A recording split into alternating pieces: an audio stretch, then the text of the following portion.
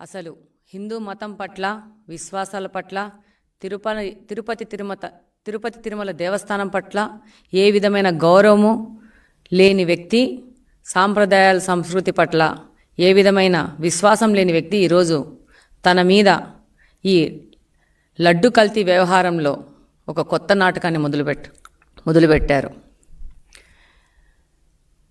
జగన్మోహన్ రెడ్డి గారు ఏ రోజైనా సతీ సమేతంగా తిరుపతి తిరుమల దేవస్థానానికి ఏ రోజైనా వెళ్ళారా? మన సాంప్రదాయంగా బ్రహ్మోత్సవాలకి దంపతులు వెళ్ళి పట్టు వస్త్రాలు ఇస్తారు. ఆ విధంగా ఏ రోజైనా తన సతీమణిని తీసుకెళ్ళి పట్టు వస్త్రాలు ఏ రోజైనా ఆయన సమర్పించుకున్నారా? ఆయన వేరే మతాన్ని విశ్వసిస్తారు కాబట్టి తిరుమలకి వెళ్ళినప్పుడు ఏ రోజైనా నేను హిందూ మతాన్ని గౌరవిస్తాను అనే డిక్లరేషన్ ఏ నోటైనా ఇచ్చారా? మీరందరూ చూస్తుంటారు. అబ్దుల్ కలాం గారు కానీ వేరే వాళ్ళు అన్యమతస్థులు తిరుపతి తిరుమల దేవస్థానానికి వెళ్ళినప్పుడు డెఫినెట్గా అట్లా డిక్లరేషన్ ఇచ్చి దర్శనం చేసుకుంటారు. ఈయన ఏ రోజైనా ఈ డిక్లరేషన్ ఇచ్చారా? పవిత్రమైన తిరుమల తిరుపతి దేవస్థానం యొక్క లడ్డూను అపవిత్రం చేసి దానివల్ల వస్తున్న నష్టాన్ని భర్తీ చేసుకోవడానికి కొత్త నాటకాలు మొదలుపెట్టారు. లడ్డూను తయారు చేసే నెయ్యిలో కల్తీ జరిగింది, అది వాస్తవం. దీనివల్ల ఎంతోమంది భక్తుల మనోభావాలు దెబ్బతిన్నాయి. కేవలం కమిషన్లు కక్కుర్తిపడి ఇలాంటి దురాగతనానికి ఈ 5 సంవత్సరాలు వీరు పాటుపడ్డారు. మేము కూడా జూలై 14వ తేదీ మేము దర్శనం చేసుకొనికి వెళ్తే ఆ రోజు మీడియాతో మాట్లాడడం జరిగింది. అది మీడియా సంస్థలు కూడా ప్రసారం చేసినాయి. ఆ రోజు మేము మాట్లాడడం జరిగింది. మారుస్తారని కోరుకుంటున్నాను. లడ్డు నాణ్యత పెంచడానికి ఆ రోజు తిరుపతి దేవస్థానంలో దర్శనం అయిపోయినాక ప్రసాదాలు ఇస్తారు. దాని క్వాలిటీ ఎంత దిగజారిందంటే అధికారులకు కూడా ఇప్పుడే చెప్పి రావడం జరిగింది. వాళ్ళు అంటారు మేము ఆర్గానిక్ ప్రోడక్ట్ వాడుతున్నామని చెప్పేసి. ఈ యొక్క ప్రసాదాలు ఒక క్వాలిటీతో భక్తులకు అందించాలని చెప్పేసి వాళ్ళకి లెటర్ రాస్తాము. అలాగనే వాళ్ళకి మీ ద్వారా కూడా విన్నవించుకుంటున్నాము. వాళ్ళు తప్పకుండా ఈ విషయాన్ని గమనించి వీటినన్నింటినీ మారుస్తారని కోరుకుంటున్నాను. ఈ రోజు ఈ విషయం బయటకు వచ్చింది, కానీ ఇది జూలై 14th మేము దర్శనానికి వెళ్ళినప్పుడే తిరుపతి లడ్డు క్వాలిటీ తగ్గింది, దాని మీద చర్యలు తీసుకోండి అని చెప్పేసి సంబంధిత అధికారులకి ఒక విజ్ఞప్తి చేసుకొని రావడం జరిగింది. ఇదే కాకుండా ఈరోజు దీని నుంచి తప్పించుకోవడానికి ఎట్లా పడితే అట్లా విమర్శలు చేస్తూ ఉన్నారు. అసలు ప్రజలందరూ చూస్తున్నారు.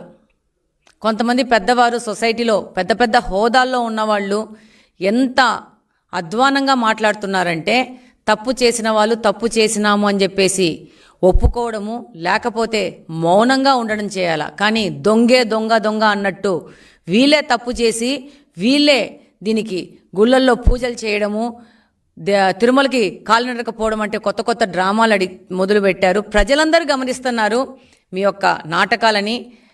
ప్రజలందరికీ అర్థమవుతోంది గత 5 సంవత్సరాల నుంచి మీరు ఏ అబద్ధాలు మాట్లాడినారో. ఈరోజు ఓడిపోయి 11 సీట్లకు పరిమితమైనా కానీ మీ యొక్క పద్ధతి ఏ విధంగా మారలేదనే విషయం ప్రజలకందరికీ అర్థమవుతుంది. నేను మామూలుగా ఎవరితోనో కూర్చొని తిరుమల తిరుపతి ప్రసాదంలో ఇలా ఉంది అని అంటే అయ్యో మనము అప్పుడు పోయి ప్రసాదం తీసుకున్నామే ఇప్పుడు ఎట్లా అనే పరిస్థితిలో ప్రజలు ఉన్నారు.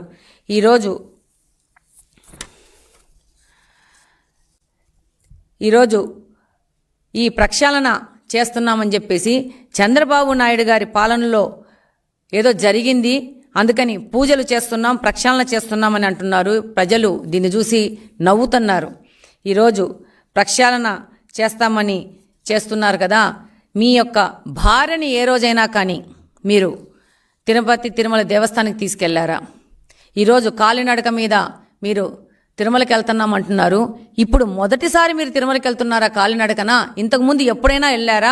లేకపోతే ఈ యొక్క అపవాదు నుంచి తప్పించుకోవడానికి ఈ నడక అనే కొత్త నాటకాన్ని మీరు మొదలు పెడుతున్నారా అనేది మేము ఈ సందర్భంగా మిమ్మల్ని ప్రశ్నిస్తున్నాం. ఈరోజు ఈ వైసీపీ వాళ్ళు తిరుపతి తిరుమల దేవస్థానాన్ని ఒక ఏటీఎం లాగా మార్చేసుకున్నారు.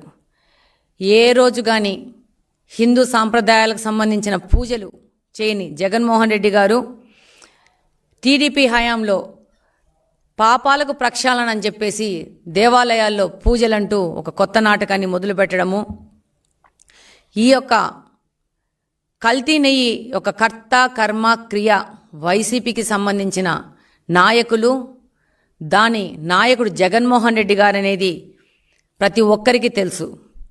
దీని నుంచి తప్పించుకోవడానికి దేశంలోనే కాదు ప్రపంచం మొత్తం ఉన్న హిందువుల మనోభావాలు ఈరోజు దెబ్బతీశారు. దాని నుంచి తప్పించుకోవడానికి వీళ్ళు కొత్త నాటకం మొదలు పెట్టడం జరిగింది. ఈరోజు స్వామివారి లడ్డూను ఈరోజు ఈ డేట్కు చూస్తే పాత పోయిన వాళ్ళకి, పాత లడ్డుగా ప్రసాదంగా తీసుకున్న వాళ్ళకి, ఈరోజు లడ్డు ప్రసాదంగా తీసుకున్న వాళ్ళకి ప్రత్యేకంగా ఎంత తేడా ఉందో అర్థమైపోతుంది. ప్రతి ఒక్కరు ఇదే మాట్లాడుకుంటున్నారు. ప్రపంచవ్యాప్తంగా తిరుపతి తిరుమల దేవస్థానం యొక్క లడ్డూకు ఎంతో విశిష్టత ఉంది. ప్రతి ఒక్కరూ తిరుపతి లడ్డూ కోసం ఎదురు చూసే పరిస్థితుల నుంచి తిరుపతి లడ్డూ మనం తిన్నామా ఈ 5 సంవత్సరాల్లోనే బాధపడే స్థితికి ఈ వైసీపీ ప్రభుత్వము మన తిరుపతి తిరుమల దేవస్థానాన్ని తీసుకొని వచ్చింది. రివర్స్ టెండరింగ్ అనే ప్రక్రియ అధికారంలో రాగానే మొదలుపెట్టి, అది పోలవరం ప్రాజెక్టుతో మొదలుపెట్టి రివర్స్ టెండరింగ్ అని చెప్పేసి కమిషన్లు కకృతిపడి దాన్ని, ఆ రివర్స్ టెండరింగ్ని టీడీటీకి కూడా, తిరుపతి తిరుమల దేవస్థానానికి కూడా అంటించి ఆ రివర్స్ టెండరింగ్లోనే కమిషన్ల కకృతిపడి ఈ విధంగా కల్తీలు చేయడం అనేది చాలా బాధాకరమైన విషయము. ప్రతి ఒక్క హిందువు, ప్రతి ఒక్క భక్తుడు, తిరుపతి తిరుమల దేవస్థానికైనా ప్రతి ఒక్క భక్తుడి మనోభావాలను దెబ్బతీశారు.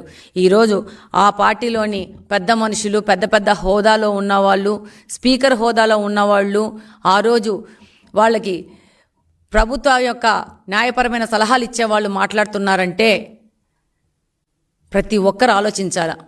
ఎంత అధ్వానంగా మాట్లాడుతున్నారంటే ఇక మనము ఇక్కడ మాట్లాడుకోనికి కూడా మనకు సిగ్గేసే విధంగా మాట్లాడుకుంటున్నారు. వీళ్ళే కల్తీ చేశారు, మళ్ళీ వీళ్ళే వెళ్ళి గాంధీ బొమ్మ చుట్టూ, విగ్రహం చుట్టూ నల్ల చొక్కాలు వేసుకొని తిరగడం అనేది అసలు ఏమి మాట్లాడాలో అర్థం కావట్లేదు. ఈ జగన్మోహన్ రెడ్డి గారు తన సిబిఐ కేసుల మీద మాత్రము విచారణ కోర్టుకు వెళ్ళడు, కానీ ఈ యొక్క లడ్డు వ్యవహారంలో సిబిఐ విచారణ కావాలా అని నేను అడుగుతున్నాను. అలాగనే టీటీడీ అంటే పవిత్రతకు పేరు. అలాంటి పవిత్ర సంస్థ పాలక మండలిలో సభ్యులుగా ఎలాంటి వాళ్ళని నియమించారు వీళ్ళ హయాంలో? లిక్కర్ స్కామ్లో నిందితులైన వ్యక్తులని, హత్య కేసులో నిందితులైన వ్యక్తుల్ని ఇక్కడ పాలక మండలిలో సభ్యులుగా నియమించిన వ్యక్తులు ఎవరంటే ఈ జగన్మోహన్ రెడ్డి గారు. ఇలాంటి వ్యక్తులు పాలక మండలిలో చేరితే ఇలాంటి పనులు చేయకుండా ఎలాంటి పనులు చేస్తారు? ఎటువంటి విచారణకైనా సిద్ధమని చెప్తూ రెండో వైపు ఏ విధమైన విచారణ జరగకూడదని కోర్టుకు వెళ్తున్నారు జగన్మోహన్ రెడ్డి అండ్ గ్యాంగ్. ఒకవైపు విజిలెన్స్ విచారణ జరుగుతుంటే మరోవైపు వీళ్ళు కోర్టు ఎక్కుతున్నారు. అలాగనే సిట్ విచారణ ఆదేశిస్తే దాని మించి కూడా విమర్శలు చేస్తూ ఉన్నారు. ఒక్కసారి ప్రజలందరూ ఆలోచించుకోవాలి. ఇలాంటి వ్యక్తులను గత 5 సంవత్సరాలు మనము అధికారంలో నిలబెట్టిందనేది ప్రజలు ఆలోచించుకుంటున్నారు. ఈరోజు హిందూ దేవాలయాల యొక్క పవిత్రతను మొత్తం నాశనం చేసిన వ్యక్తి, నాశనం చేసిన పార్టీ ఏదంటే వైసీపీ పార్టీ అని ముక్త కంఠంతో ప్రజలందరూ మాట్లాడుకుంటున్నారు. ఏ యొక్క మతానికి ఇంత అగౌరవము, ఇంత అభద్రత ఏ పార్టీని, ఏ రాజకీయ పార్టీ ఇంతవరకు కలగజేయలేదు. ఈ యొక్క 5 సంవత్సరాల్లో ఈ వైసీపీ పార్టీ ఈ యొక్క టీటీడీ బోర్డును కానీ, టీటీడీ పవిత్రతను కానీ దిగజారు చేసింది.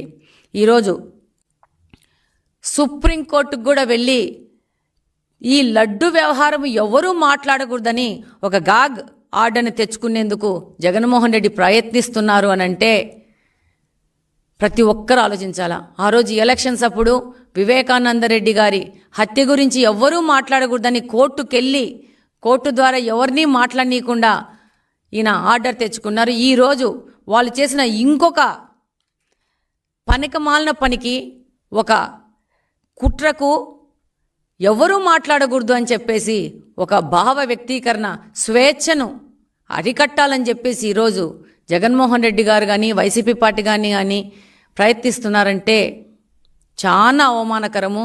వాళ్ళు తప్పు చేయలేదు అని మాట్లాడుతున్నారు కదా, ప్రతి ఒక్క విచారణకు సిద్ధమని ధైర్యంగా ముందుకు పోండి. విచారణలో మీకు పడే శిక్ష మీకు పడుతుంది డెఫినెట్గా. కానీ హిందూ మత ఆచారాలను, సాంప్రదాయాలను, సంస్కృతిని దెబ్బగొట్టిన వ్యక్తిగా జగన్మోహన్ రెడ్డి గారు కానీ, వైసీపీ పార్టీ కానీ ఈరోజు చరిత్రలో నిలిచిపోయింది. ఈ యొక్క అపవాదును మీరు ఎన్ని కుట్రలు వేసినా, ఎన్ని కుతంత్రాల మీద పోయినా కూడా మీరు చెరుపుకోలేరనేది వాస్తవము. ఇంతటికి ఈ యొక్క మీ నాటకాలు, డ్రామాలు ఆపేసి విచారణకి సహకరించండి. విచారణలో వచ్చే ఫలితాన్ని అనుభవించడానికి కూడా సిద్ధంగా ఉండని మిమ్మల్ని అందరినీ నేను కోరుకుంటున్నాను. Thank you very much.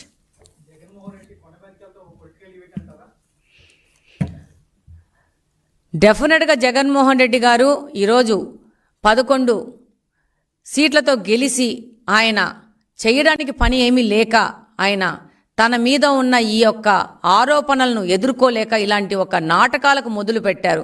ఈయనను చూస్తే ఈయన అధికారంలో ఉన్నప్పుడు ఏ రోజు బయటికి రాలేదు, ఏ రోజు ప్రజలను కలిసిన పాపాన లేదు. ఈయనని కంప్లీట్గా అపోజిషన్లో కూర్చోబెడితే ఈయన కనీసము నడవడము, తిరగడము, బయటికి రావడం అనేది చేస్తాడు. లేకపోతే ఈయన రాజకీయాలకు మాత్రమే పనికిరాని వ్యక్తిగా తనను తాను నిరూపించుకుంటున్నాడు.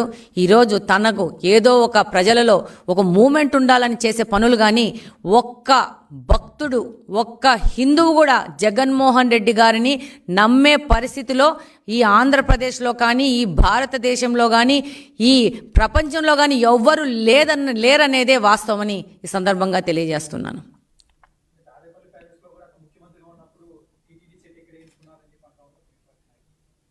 డెఫినెట్గా మనం అందరం చూసినాం సోషల్ మీడియాలో ఎంతో డబ్బు ఖర్చు పెట్టేసి మనము పన్నుల రూపంలో ఇచ్చిన డబ్బులని వాళ్ళ యొక్క ఆనందాలకి దుర్వినియోగం చేసిన వ్యక్తి ఒక ముఖ్యమంత్రి ఎవరంటే జగన్మోహన్ రెడ్డి గారు. ఆ రోజు మనం అందరం చూసినాము, ఆయన సతీమణి భారతి గారికి ప్రసాదం ఇస్తే దాన్ని టిష్యూ పేపర్లో తీసి పక్కన పడేసిన సందర్భాన్ని కూడా మనము మీడియా ద్వారా, సోషల్ మీడియా ద్వారా మనం చూసినాము. నేను ఒకటే విజ్ఞప్తి చేసుకుంటున్నాను, మీకు హిందూ మతం మీద గౌరవం లేకపోయినా పర్వాలేదు, మీరు ఆ మతాన్ని అగౌరవపరచుకుంటే చాలని రిక్వెస్ట్ చేసుకుంటున్నాను. మీకు హిందువులు గౌరవంగా భావించే ప్రసాదాలను తినకూడదు అనుకుంటే మీరు అలాంటి కార్యక్రమాలకు వెళ్లకుండా మిమ్మల్ని అవాయిడ్ చేసుకోవాలి. కానీ అలాంటి కార్యక్రమాలను మీరు ఒక ప్రచారంలో భాగంగా వాడుకొని ఈ విధంగా అవమానపరచడం అనేది చాలా అన్యాయమని నేను తెలియజేసుకుంటున్నాను.